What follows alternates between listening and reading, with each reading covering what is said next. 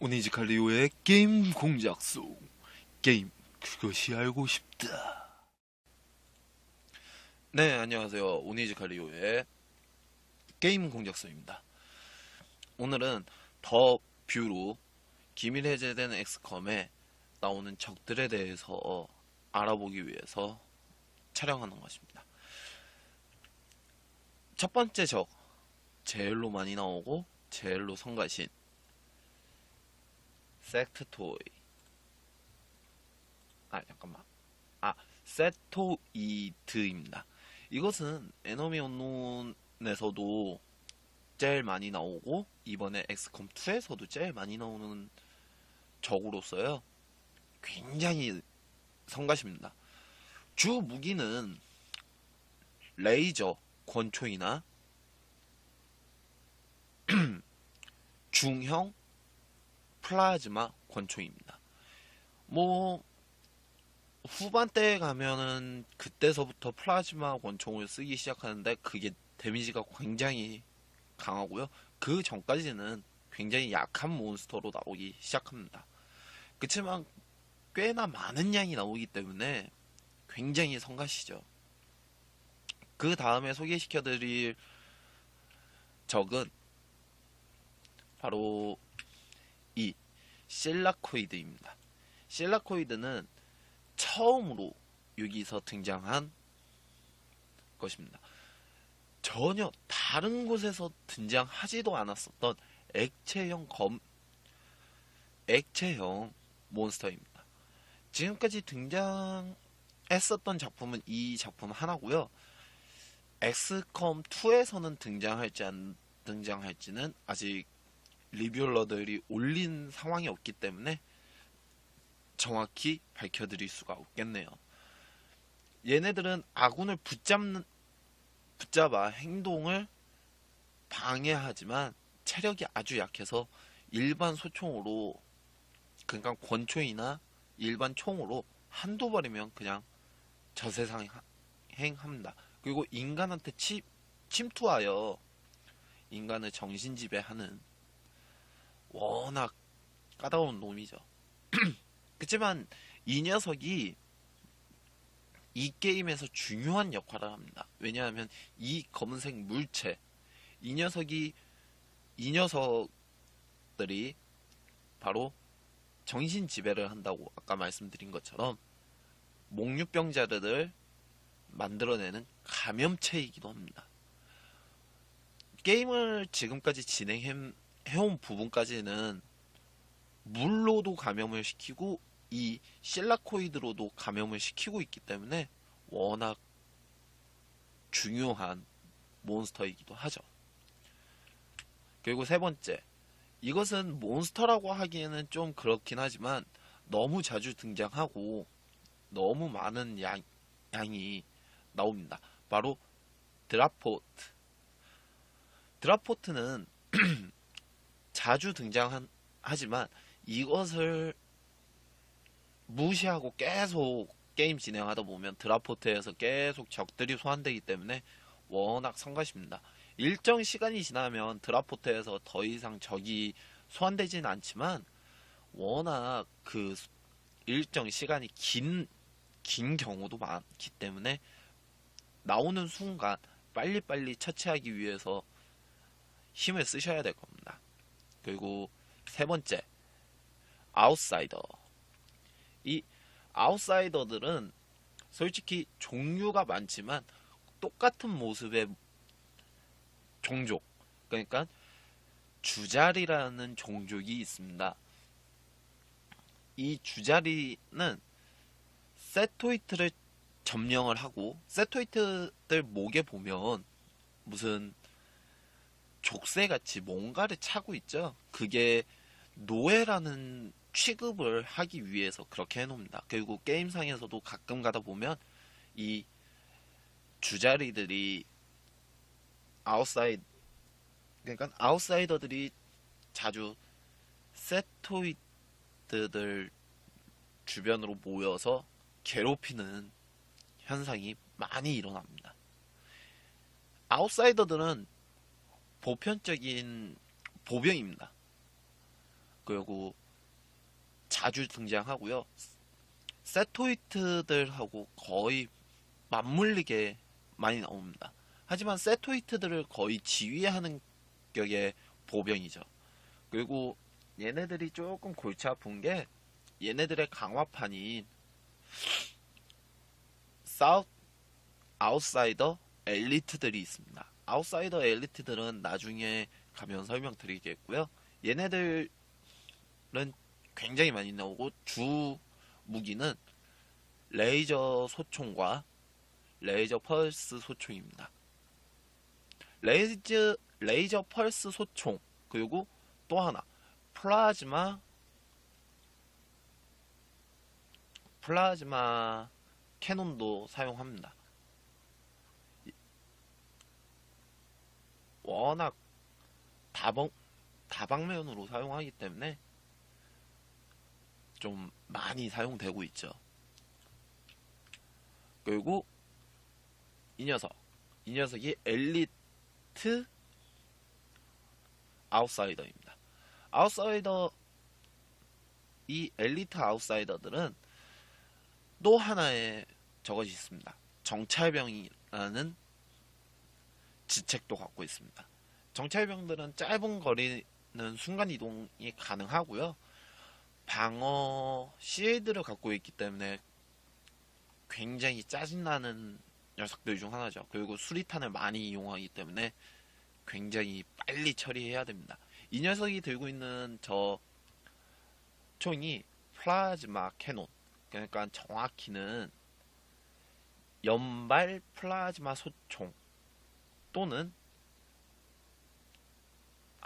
아니구나, 플라즈마 어설트 캐논입니다. 17발 정도를 장전하고 처음에 사용하고요. 최대 소지량은 54발 정도를 소지할 수 있습니다. 그리고 다음 녀석은 팬텀은 나중에 나올 스나이퍼와 같은 계열의 아웃사이더고요. 클로킹 능력이 있는 거 빼고는 아웃사이더와 별반 차이 없습니다. 그리고 간혹 가다가 커맨더들이 실드를 씌워주기 때문에 꽤나 귀찮은 녀석 중 하나죠. 그리고 이동 속도도 다른 아웃사이더들보단 조금 빠른 편입니다. 그리고 주 사용 무기는 레이저 펄스 소총을 주로 사용합니다. 그리고 이 녀석은 테크닉 커맨더입니다. 제가 죽였던 걸 캡처해 놓은 건데요. 테크닉 커맨더, 그러니까 커맨더 계열의 녀석들이고요. 테크닉 커맨더는 포탑을 소환하고 간혹 가다가 실드를 사용하기 때문에 굉장히 짜증나는 녀석 중 하나죠. 그리고 이 녀석은 미니언 커맨더, 드론과 세토이트, 아웃사이더 등을 소환하는 녀석으로 좀 이 녀석을 먼저 죽이지 않으면 드랍포탑과 같은 효과를 계속 냅니다. 그래서 장시간 플레이가 돼버리죠.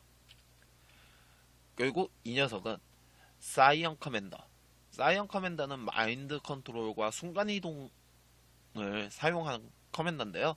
아웃사이더 계열 중에서는 가장 상위급으로 분류되어 있습니다. 그렇지만 뭐 귀찮은 건 마인드 컨트롤로 우리 적을 중 하나를 컨트롤해서 전략을 쓴다던가, 아니면 동료를 마인드 컨트롤해서 저걸 한다던가, 아니면 정신혼란을 줘서 겁에 질리게 한다던가 하는 것 이외에는 굉장히 쉽게 죽일 수 있는 녀석입니다. 그렇지만 실드를 갖고 있어서 좀 저거 한 녀석 중 하나죠. 네, 나왔습니다.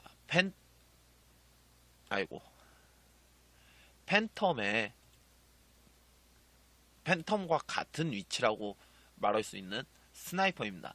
보통 필드의 높은 위치에 있으면서 보통 플라즈마 저격총 아니면 블래스 아, 무슨 총이었지? 블래스터 발사기를 사용합니다. 이 블래스터 발사기는 유탄을 발사하는 물체를 사용하고 있기 때문에 폭발성 무기입니다. 뭐 제가 저번에도 말씀드렸긴 하지만 워낙 강력하긴 하지만 탄약은 최대 6발까지밖에 못 갖고 다니기 때문에 굉장히 효율성은 낮습니다. 그렇지만 이 녀석들은 거의 한 방, 두 방이면 죽고요. 이 녀석들의 상위판인 엘리트 스나이퍼가 있는데 엘리트 스나이퍼는 실드만 둘렀을 뿐 스나이퍼하고 거의 별반 차이가 없습니다. 그리고 뮤톤은 두 종류로 나누어지는데요. 엘리트 뮤톤과 뮤톤. 지금 현재 보고 계신 뮤톤은 그냥 뮤톤입니다. 뮤톤은 용병 개체의 외계인 종족입니다. 이 언노운에서는 강력한 적으로 나왔고 일단 맷집이 좋고 샷건을 난사하면서 아군한테 다가오기 때문에 중간 보스 정도의 취급이 될 정도로 워낙 저거하고 얘네들이 후반에 가면은 연발 플라즈마 소총을 사용하기 시작합니다. 레이저 샷건을 사용하다가 연발 플라즈마 소총을 사용하고요. 그리고 얘네들은 이것 이외에도 갑옷을 두르고 있기 때문에 워낙 데미지를 처음 입히기가 힘듭니다. 저 가운데 가슴 부분에 있는 것이 갑옷이고 그 이외의 부분은 지금 갑옷이 없는 상황이고요. 사진에서 보시는 것처럼. 그리고 이것이 엘리트 뮤톤입니다. 엘리트 뮤톤은 전신 갑옷과 등에 부스터를 달고 있기 때문에 높은 위치로 올라가서 지면을 찍어 충격파를 내보내는 공격을 주로 사용합니다. 그 전 뮤톤은 그냥 제자리에서 근접해와 땅을 내려쳐서 저걸 하기도 하죠. 먼저 얘네들을 상대하기 위해선 수리탄과 쥐레 같은 게 있으면 좋습니다. 쥐레를 사용해서 이 갑옷을 약화시키고 한 다음 그 다음 중화기로 쏘면 굉장히 빨리 잡을 수 있습니다. 그리고 다음은 드론입니다. 지금 현재 보고 계신 드론은 강화 드론이고요. 이게 일반 드론입니다. 강화 드론은 약간 뾰족합니다. 일반 드론은 약간 삼각형인데 둥그스름한 삼각형입니다. 이 드론들은 보통 치료와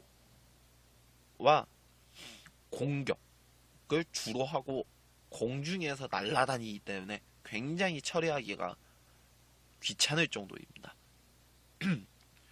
얘네들은 죽으면 보통 무슨 물체를 떨구는데요. 그 물체는 폭발성 물체입니다.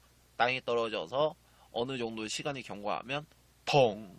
한마디로 에너지원인 것 같습니다. 그리고 굉장히 짜증나는 녀석 중 하나죠. 세토포드. 이 세토포드는 세토이드를 거미형 로봇에 탑승시킨 다음에 그 안에 묶어놓은 겁니다. 굉장히 잔인하게. 그러니까 안에 있는 이 세토이드는 못 움직입니다. 머리 밑으로는. 그리고 장갑을 두르고 있고 굉장한 맥집을 갖고 있는 녀석이기 때문에 뮤톤과 마찬가지로 장갑을 그러니까 갑옷을 없애지 않는 한 굉장히 어렵습니다. 그렇지만 저 탑승구 부분에 있는 유리를 없앤 다음에 그 유리 부분에 집중 연사를 하면 굉장히 쉬워집니다. 그 다음 전투선. 전투선은 많이 등장하진 않지만 굉장히 짜증나는 녀석 중 하나죠.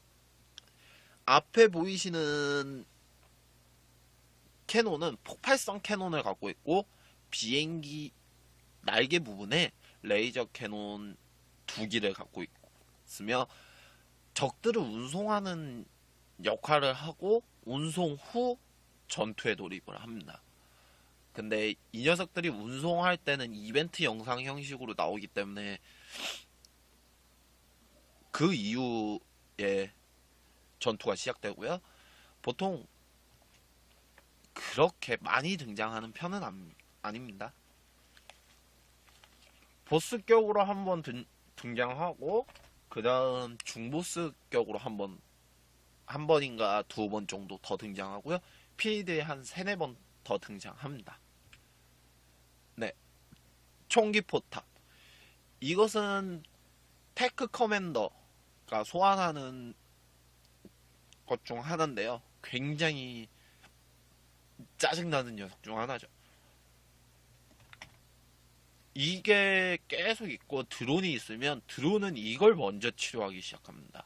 그러다 보니까 이거를 빨리 깨부시거나 아니면 드론을 먼저 없애고 이거를 깨부셔야 되는 상황이죠. 우리도 갖고 있죠. 이런 포탑을.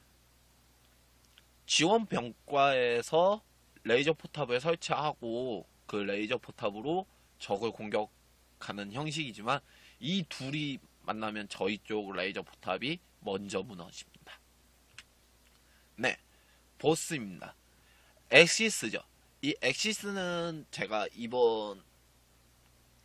저번 영상에서 올린 영상의 보스입니다. 이 엑시스는 그 전에 중요한 점은 지구에 먼저 도착한 주자리입니다. 주자리는 지구에 먼저 도착해서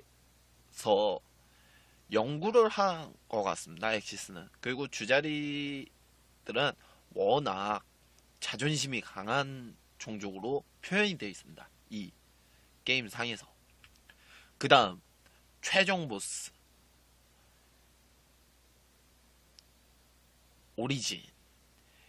오리진은 최종 보스라고 볼 수도 있지만 최종 보스는 따로 있습니다. 이것은 스포일러는 아니고요.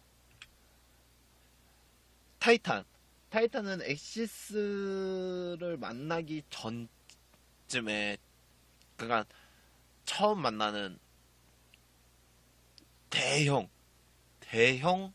보스입니다. 이 녀석은 가운데 구체에서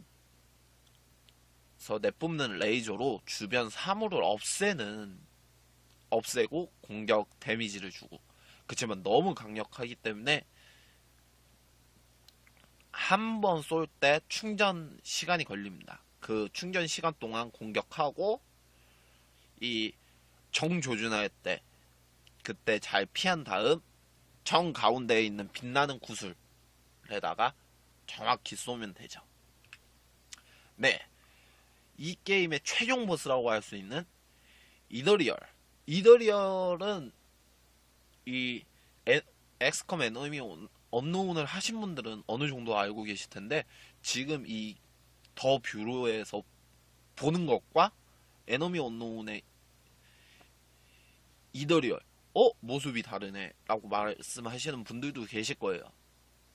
왜냐, 이쪽은 완전한 정신 생명체, 육체가 없는 생명체입니다. 육체가 없고 사이오닉 생물체로 다른 생물체에 빙의하지 않는 한 생존이 거의 힘들고, 분리해서 엘레리움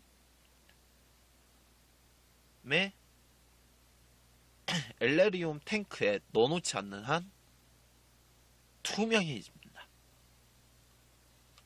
그리고 얘네들이 에너미 언노운에서 나오는 이더리어라고 얘네들하고 틀린 이유는, 얘네들이 자신의 모습을 본딱 만든 것이 에너미 언노운에 나오는 이더리얼들입니다. 한마디로 실패작이죠. 자신들의 육체를 대신하기 위해, 그러니까 다른 종족에 들어가느니 차라리 우리가 만든 거에 들어가 보자 했는데 얘네들도 사이오닉 생물체가 되어버립니다. 그래가지고 너무 사이오닉이 막상막하다 보니까 조종을 못하고 끝나버리죠. 스스로, 그리고 에너미 언노운 최종 보스가 스스로 소개할 때 이더리얼의 위대한 실패작이라고 칭합니다. 자기들을. 그러니까 자기네들도 이더리얼이긴 이더리얼이지만 진짜 이더리얼은 따로 있다라는 형식으로 얘기를 하죠. 네, 그러면 여기에서 얘기는 끝내고요.